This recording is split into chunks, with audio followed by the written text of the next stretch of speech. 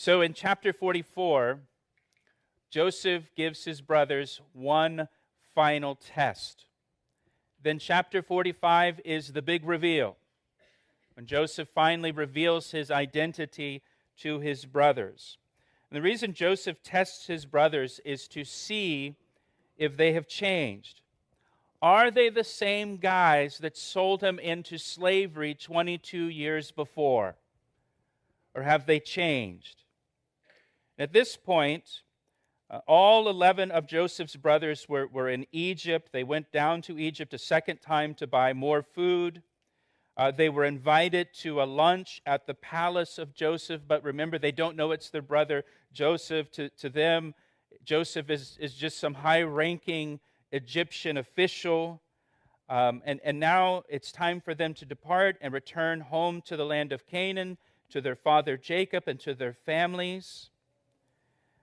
Before they depart, though, Joseph commands his steward in verse 1, telling his steward to fill the men's sacks with food as much as they can carry. Not as much food as they can afford to buy with their money, but as much food as they can carry.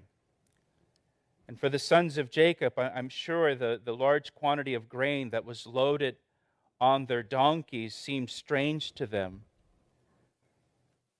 You know, grain must be on sale this week, I guess. We're getting so much grain for so little money here. And then Joseph told his steward to put their money back in their sacks, just like the first time, to hide the money back in their sacks. And then look at verse 2.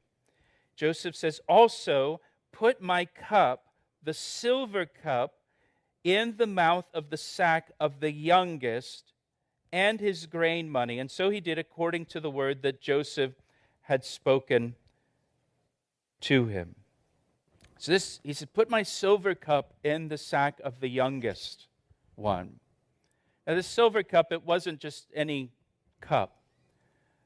High-ranking government officials in Egypt had a silver cup, a special silver cup that was a symbol of their authority and a symbol of their position.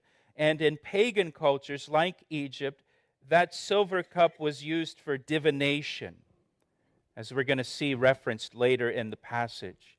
It was used in pagan culture to attempt to determine the future and making a decision and that kind of thing.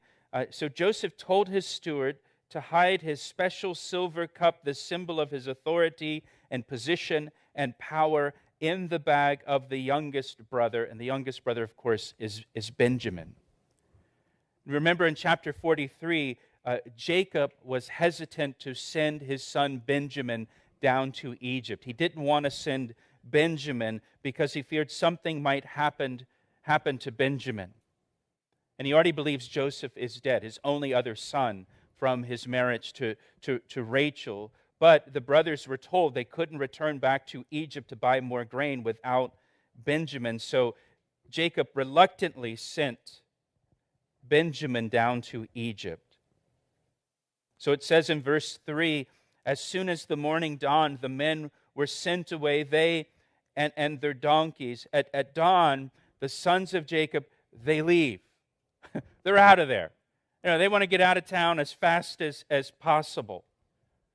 You know, think about this for the sons of Jacob. They went down to buy grain the first time, and they were falsely accused of being spies by this Egyptian official. Simeon was arrested, put into prison. And things really went sideways for them on that first trip. They were warned not to come back without their younger brother, Benny. And now they've come back this second time. Now they have Simeon with them again. They got Simeon out of prison. They still have Benjamin with them. They've got grain for their families. And they just want to get out of town as quickly as possible before something else goes wrong. And they leave at dawn. We're told they made it out of the city. You know, they're just trying to get to the border as fast as they can and get back into the land of Canaan. And it says in verse 4, when they had gone out of the city and were not yet far off, Joseph said to his steward, "Get up, follow the men, and when you overtake them, say to them, 'Why have you repaid evil for good? Is not this the one from which my Lord drinks, and with which he indeed practices divination? You have done evil in so doing.' And so he overtook them." The steward overtook them, and he spoke to them these same words. Again, Joseph is testing his brothers. It's a test. He's trying to determine if they have changed in the last 22 years. And so Joseph sends his steward after them, and the steward, stops them somewhere out on the interstate there on the way to Canaan. They get pulled over. And notice here that the steward is instructed to say to the men, "Why do you repay evil for good?"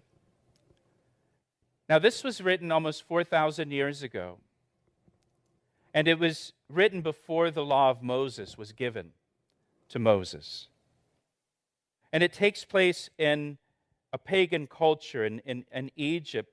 But even so, they had a concept of evil and good, right and wrong.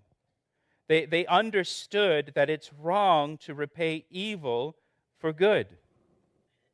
They understood that it was wrong when you're invited as a guest to someone's house for a meal to steal the silverware before you leave the house. That's just wrong.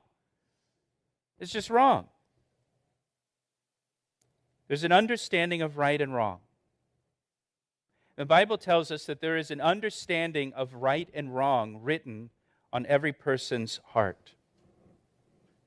Romans chapter 2 says, even Gentiles, that is non-believers, people who don't know the Lord, even Gentiles who do not have God's written law, show that they know His law when they instinctively obey it, even without having heard it. They demonstrate that God's law is written in their hearts, for their own conscience and thoughts either accuse them or tell them they are doing right.